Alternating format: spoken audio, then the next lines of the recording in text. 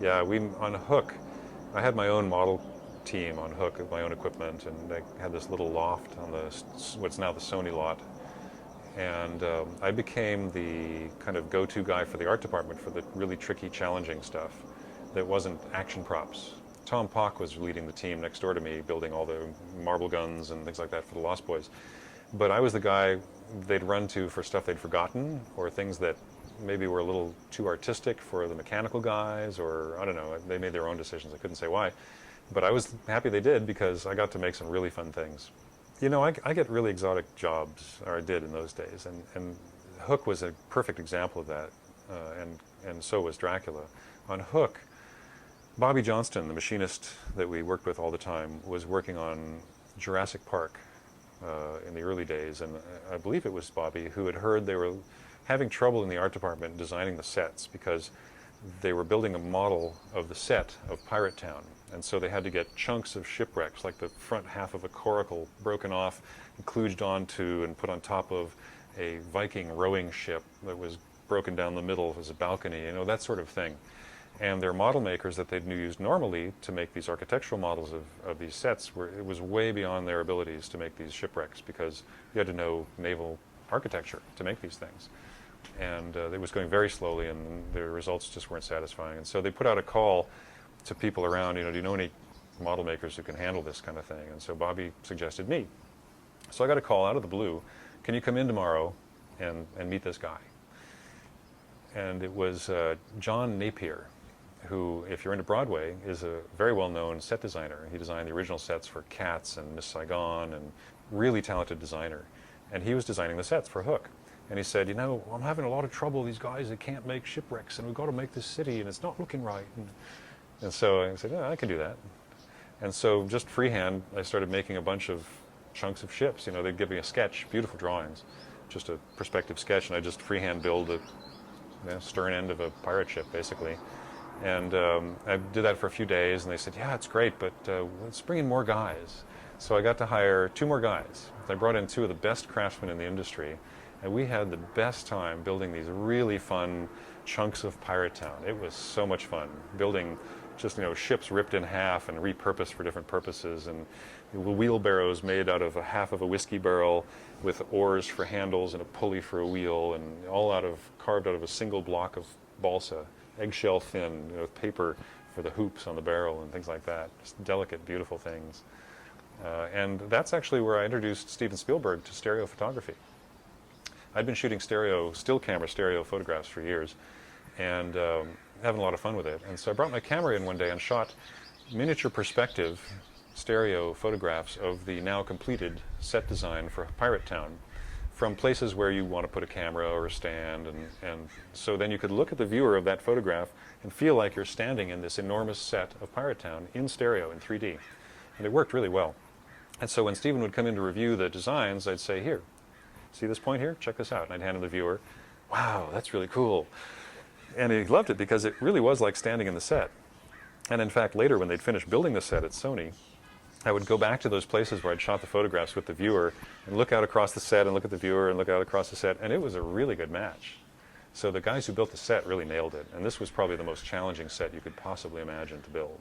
It was famous in those days as a studio tour. People would come from all over the world to tour the sets of Hook. And in fact, later at the end of the show, all the department heads, we all got these books that Dustin Hoffman made, and also Robin Williams. They each made separate books. Dustin gave us beautiful bound copies in embroidered linen coverings of the script, and Robin Williams gave us the visitor sign-in log for the tours of the set.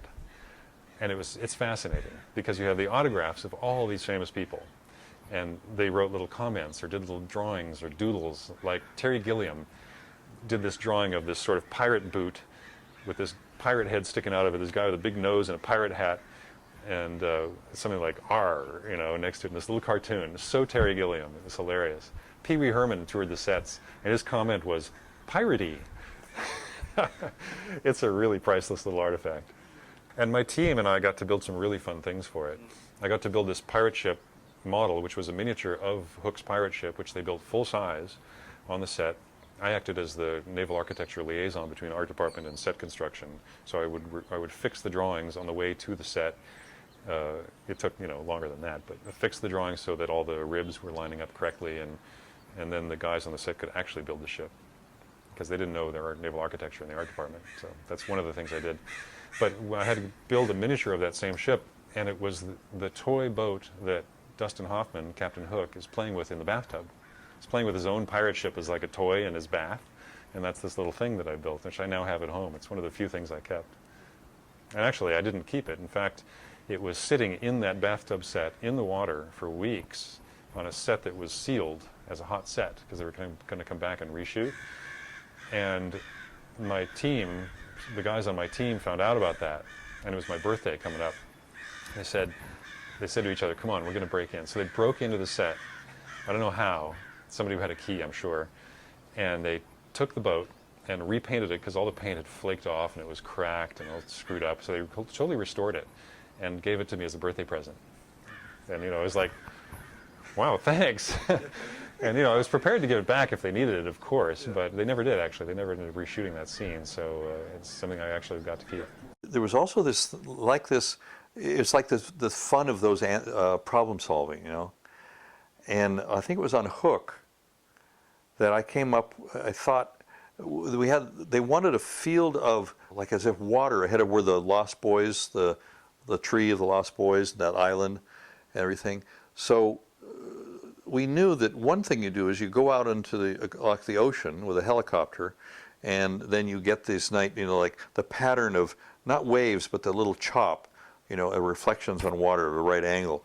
But the problem with that, we had a problem with Indiana Jones, is, well, how much you don't have a steady platform, you have helicopter movement, then they have to stabilize that. That's just a lot of trouble to do that. And then is the ocean going to be exactly like you want it? Is it going to be too rough or not rough enough? The helicopter, is it going to be a windy day?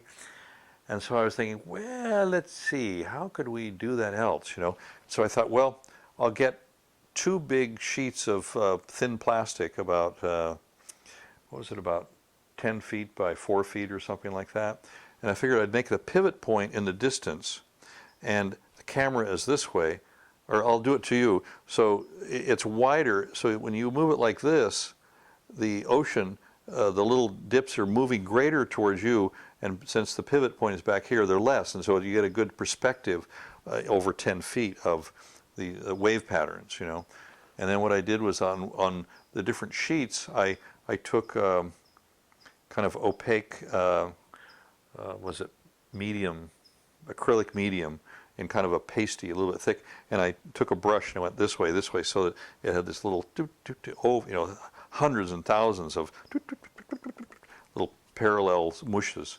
And then what I needed was, I knew ahead of time I needed a big piece of saran wrap, about 12 foot by 12 foot, to kind of cover over the whole thing, to then, because the static electricity would hold it down, but it would homogenize all those little things I did with the matte medium. And I started phoning around. I thought, God, nobody. They said, oh, it always comes 1 foot or 15 inches. That's the way we get it. We package it.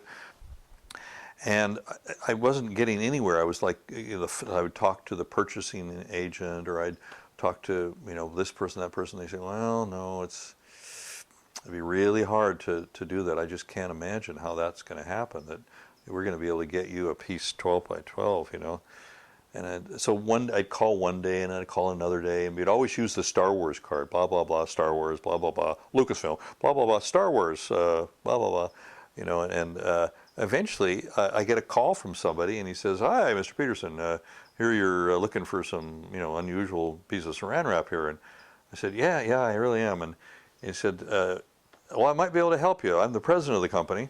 And I said, oh, great. That's just what I need. And he says, yeah, it would be difficult, because to make that happen, someone has to be aware of when they're getting down to the small part of the roll. And then normally what they do is they chop it up and they bend it up and they throw it in the trash. And somebody would have to go down there just when they were stopping the machine and say, don't break it up when we pop it open, get it out, and then we need to package it up and send it off. And I said, God, really? That'd be absolutely incredible if something like that could happen. And he said, well, let me see what I can do. So, let's say in a 4 days or a week or something like that, this big 12-foot long package arrives about this diameter in this box, to me, and a special delivery.